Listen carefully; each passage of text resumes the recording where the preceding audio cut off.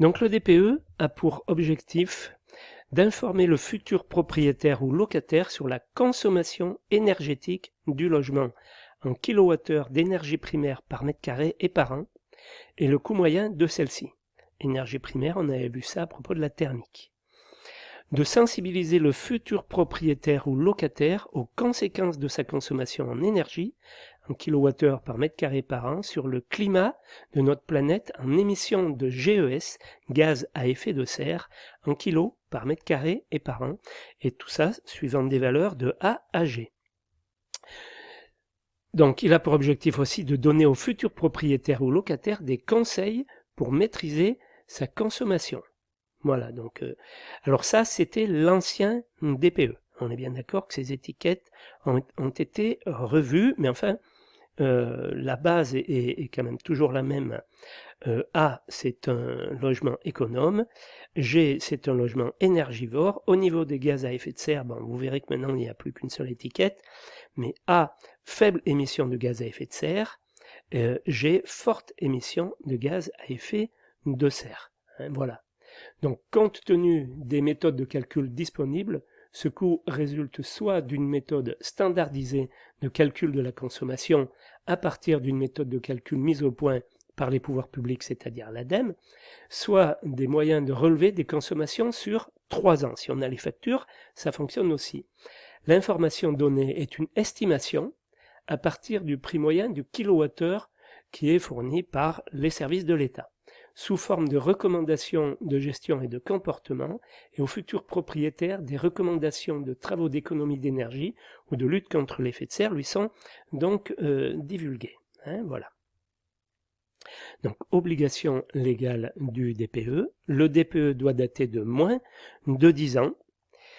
La DGCCRF, donc les impôts, peut infliger aux propriétaires et aux bailleurs une amende de 300 000 euros et une peine de 2 ans de prison. L'absence de DPE peut être considérée comme un dol. La sanction applicable est la nullité de l'acte de vente ou la diminution du prix de vente, idem pour le loyer. Hein. Un dol, on va dire, c'est par rapport, c'est une sorte de plainte. Oui, c'est une plainte que l'on peut déposer devant un tribunal. Donc voilà, maintenant il y a un nouveau DPE depuis le 1er juillet 2021. Donc le DPE devient opposable. Ça c'est très très important, très important. L'opposabilité du diagnostic, c'est le droit pour chacun de demander réparation d'un manquement aux obligations du vendeur locataire. Hein, quelqu'un qui vous le loue. Ou du diagnostiqueur immobilier. On va pouvoir porter plainte maintenant. C'est plus un dol, hein, voilà. Donc, nouveau DPE, toujours pareil. Une seule et unique méthode de calcul des DPE pour le logement. Seule la méthode 3CL sera maintenue parce qu'il y en avait une autre. La méthode sur facture disparaîtra complètement, c'est-à-dire qu'on ne regardera plus les factures sur 3 ans, comme je vous en avais parlé là il y a 2 ou 3 diapos. Dans la nouvelle version du DPE, la méthode 3CL connaît une légère évolution avec la prise en compte de la consommation énergétique liée aux 5 usages énergétiques de l'habitation, le chauffage, l'eau chaude sanitaire, la climatisation, l'éclairage, les auxiliaires, c'est-à-dire la VMC et le chauffage. Voilà, maintenant, à partir de 2021, c'est ces 5 usages qui sont concernés. Donc la localisation est maintenant concernée. Les seuils étiquettes pourront varier selon le département et l'altitude. Pour les étiquettes E, F et G uniquement. Un DPE plus lisible pour une meilleure compréhension des usagers. Hein, c'était un peu tordu.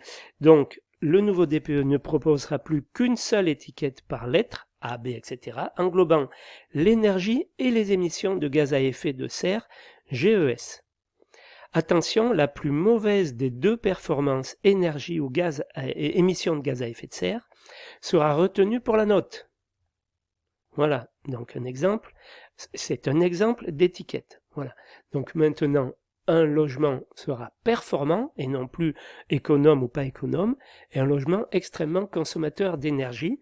Donc on n'aura plus que une seule classement, la plus mauvaise des deux. Donc la consommation, on était à 216 kWh par mètre carré par an. Par contre, les émissions de gaz à effet de serre, 52 kg de CO2 par mètre carré par an. Donc on vous explique, il y a quand même, enfin elle n'a pas complètement disparu, mais dans émissions de gaz à effet de serre, donc les fameux 52 que l'on retrouve ici.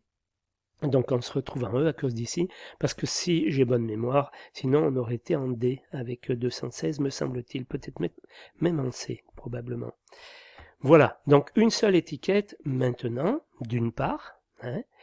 Donc, un DPE plus lisible, donc toujours pareil, une estimation de prix en euros à plus ou moins 15% de la facture énergétique annuelle du logement sera affichée sur le rapport. Voilà, c'est-à-dire que dans le rapport, on aura une estimation des coûts annuels d'énergie du logement.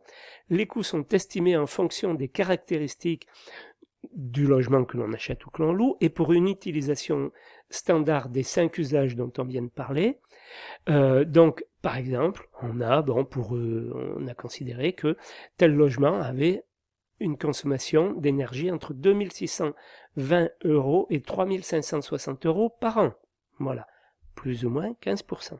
Voilà. Donc, prix moyen des énergies indexé au 1er janvier 2021.